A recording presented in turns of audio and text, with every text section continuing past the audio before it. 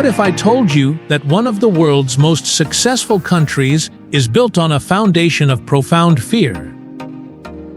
Not the fear of an external enemy, but the intimate, knowing fear of irrelevance.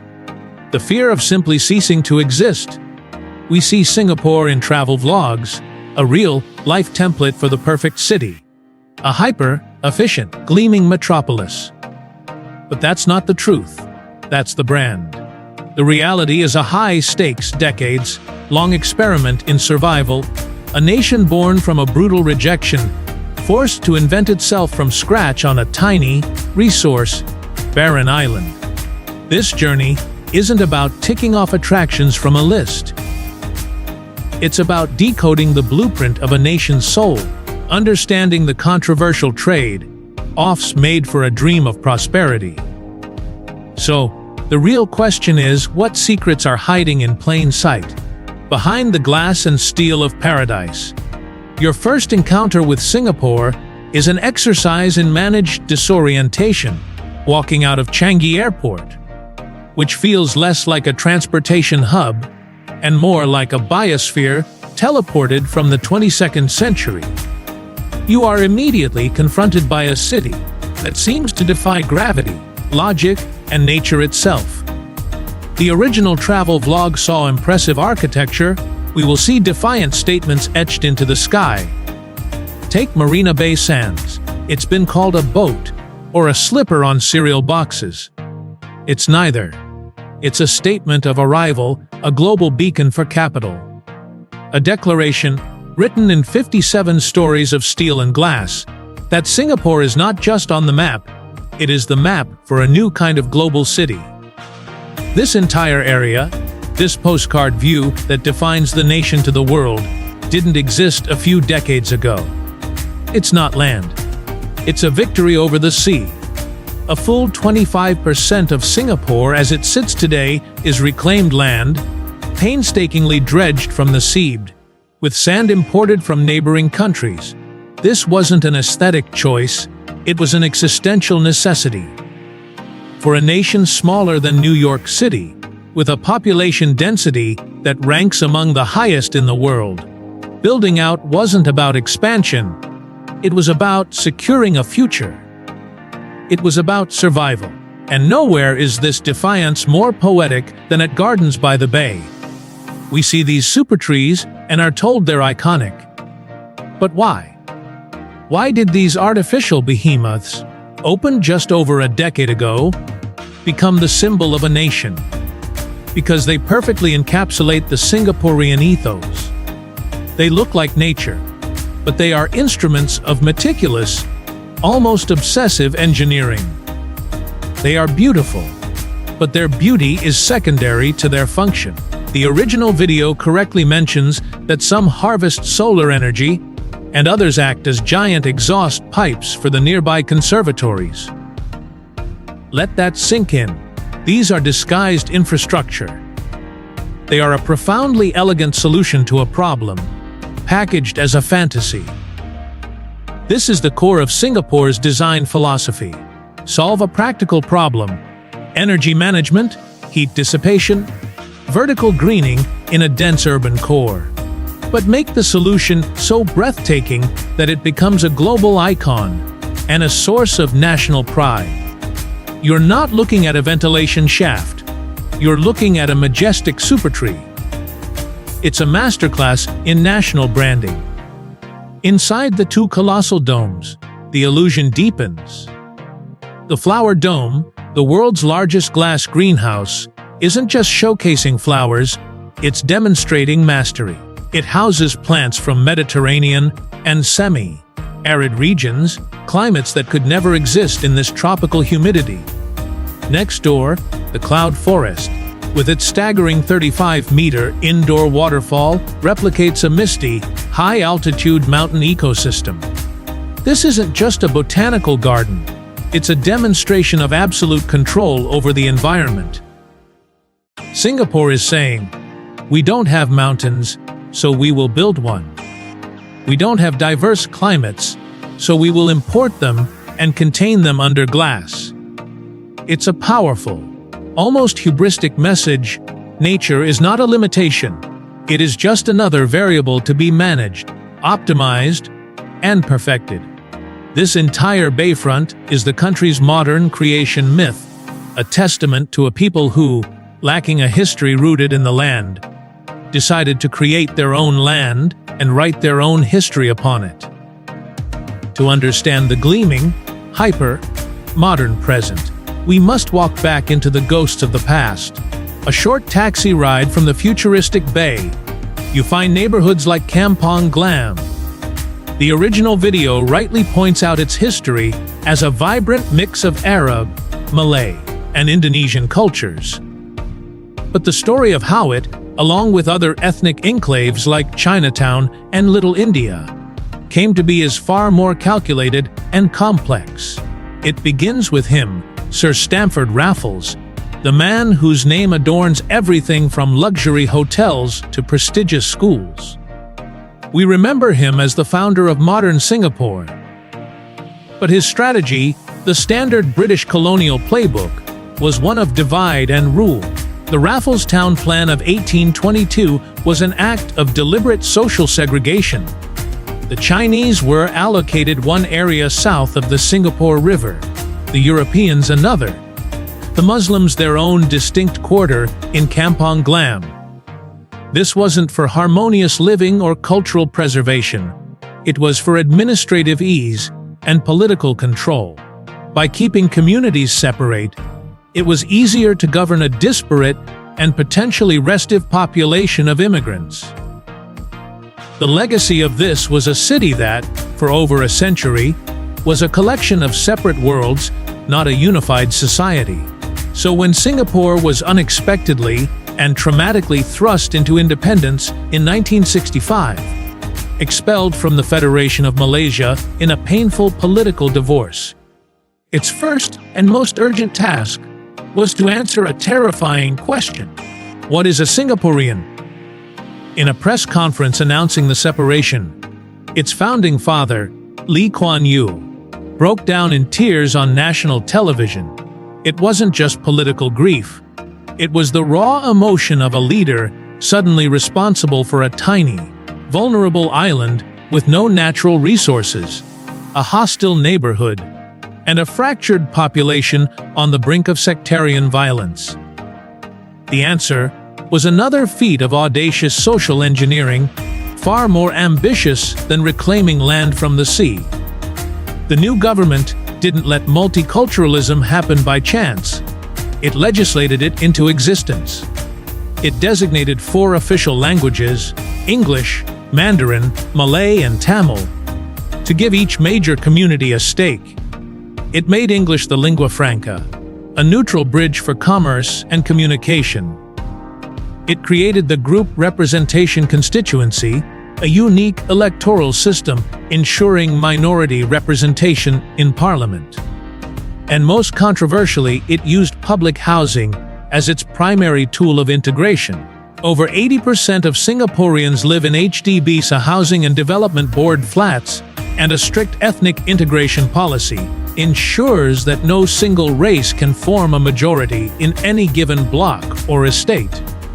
So when you walk through Kampong Glam today, with its trendy cafes and indie boutiques, nestled beside traditional textile shops and the majestic Sultan Mosque, you are not seeing a simple, organic blend of cultures. You are witnessing the result of a deliberate, top-down, and ongoing national project. A project to build a shared identity where none existed before. A project born from the fear of disintegration. And what of Raffles Hotel, that bastion of colonial grandeur? The experience of drinking a Singapore sling here is a lesson in managed history. You sit in the long bar, a perfect recreation of a bygone era, and participate in the one sanctioned act of rebellion in this famously orderly country. Throwing peanut shells on the floor, it's a tiny, controlled release of chaos in a sea of control. But the cocktail itself, created in 1915 to allow women to drink alcohol discreetly in public, tells its own story. It's a relic of a past that Singapore has expertly commodified. The hotel is a protected national monument, yet it's also a hyper-luxury business. This is Singapore's relationship with its colonial past. It preserves the facade, polishes it to a brilliant sheen, and sells it as a premium experience, all while having fundamentally and forcefully moved on from the divisive social structures that facade once represented. Every society operates on a social contract, an implicit agreement between the people and its rulers. In Singapore, that contract is clearer and more explicit than almost anywhere else on Earth. It is this: cede a degree of individual liberty and political plurality, and in return, you will receive security, stability, and a tangible path to prosperity.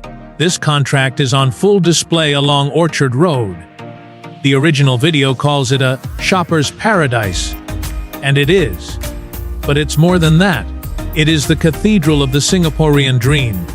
The endless, air-conditioned malls, from the ultra-luxury of Ion Orchard and Ningjian City to the more accessible 313 Somerset, are not just places to shop.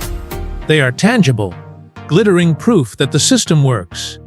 They represent the prosperity part of the bargain. The ability to participate in this consumer culture is a key indicator of success in a highly meritocratic and deeply competitive society. The cool comfort of the malls also offers a literal escape from the thick, oppressive humidity, a perfect metaphor for the nation's escape from the poverty and hardship of its early years. But this prosperity comes at a staggering cost, a fact the vlog touches upon with the eye-watering 39 cocktail. Singapore is consistently ranked as one of the most expensive cities in the world. The dream is accessible, but the price of entry is high, fueling a culture of intense pressure known as kiasu, a Hokkien term meaning fear of losing out. This fear drives the relentless competition in schools, in the workplace, and in the pursuit of material status. It is the psychological engine of the nation's economic miracle, but also the source of immense stress. And the order, part of the bargain, is inescapable. We've all heard the famous stories: the ban on the sale of chewing gum, the hefty fines for littering, the strict laws against vandalism. This isn't just about cleanliness. It's about upholding the core principle that the collective good and the maintenance of a stable, attractive environment for global business and investment outweighs individual impulses. This philosophy is perfectly embodied by the MRT, the nation's circulatory system. It's not just a transport network, it's a social space where the contract is enforced daily. The no eating or drinking rule is followed with near universal compliance. It's a microcosm of the wider society, efficient, clean, and orderly, where individual convenience is sacrificed for collective benefit. Nowhere is this philosophy of benevolent, top-down control better illustrated than in the history of the hawker centers. The food tour in Chinatown showcases the delicious end result, but the story behind them is pure Singaporean social engineering. In the mid-20th century, Singapore's streets were filled with thousands of unlicensed, often unhygienic, food peddlers. Rather than simply banning them, which would have destroyed livelihoods and a culinary tradition, the government embarked on a massive project to build centralized, regulated food centers. They moved the hawkers off the streets, gave them permanent stalls with access to running water and sanitation, and in doing so, created the UNESCO-recognized hawker culture we know today. It was a brilliant move. It solved a public health crisis, created a cherished national institution, and preserved a diverse culinary heritage. But it was, once again, a top-down solution. It organized chaos. The government even has a hand in ensuring prices remain affordable. making the hawker center a great social leveler where a taxi driver and a bank CEO might sit at the next table, eating the same S500 plate of chicken rice. This is the social contract made edible. Individual street vendors lost their autonomy, but the collective gained clean, safe, affordable food, and a new cultural icon was born. If the city center is an engineered reality, then Sentosa Island is an engineered fantasy.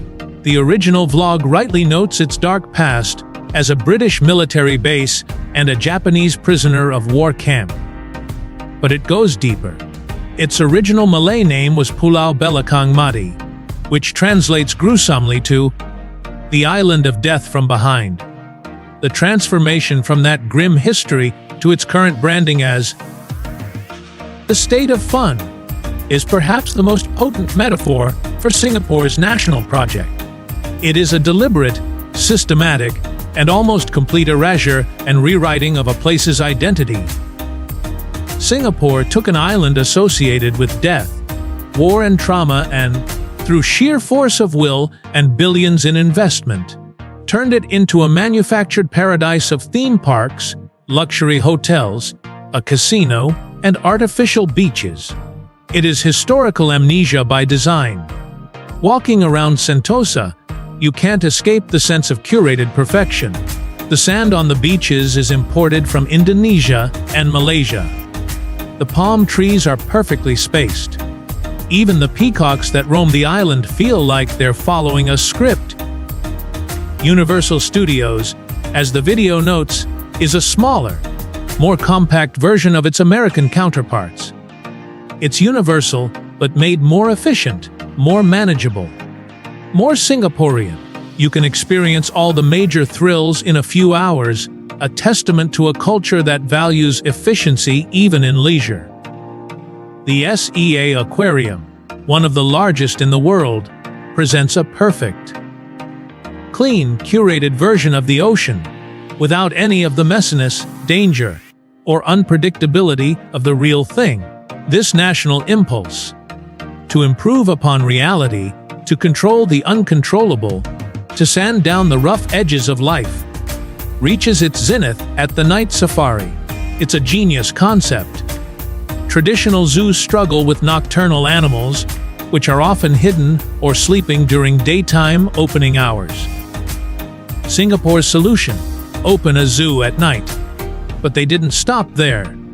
They created a flawless illusion of the wild. As the vlog mentions, there are no visible bars or cages. Instead, they use hidden moats, cattle grids, and clever landscaping to separate you from the animals. The lighting is a carefully calibrated artificial moonlight. The atmospheric sounds of the jungle are enhanced and broadcast over hidden speakers. You feel like you're on a real safari, but you're in a meticulously designed environment where your safety is guaranteed and your viewing pleasure is maximized. It is, in essence, a better, safer, more convenient version of nature.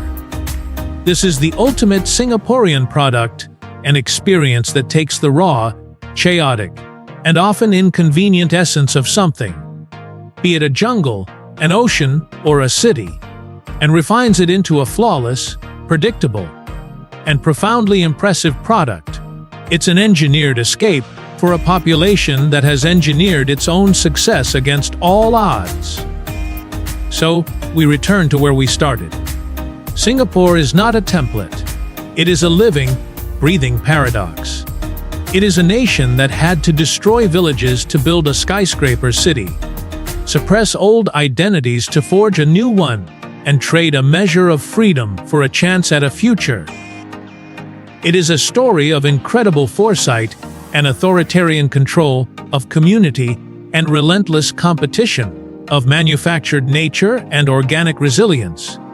To visit Singapore is to witness a living blueprint for the 21st century city-state, with all its dazzling potential and its unsettling compromises. It is less a place you see, and more a profound lesson you learn that sometimes, to build a dream, you first have to engineer reality itself. What aspect of Singapore's story surprised you the most?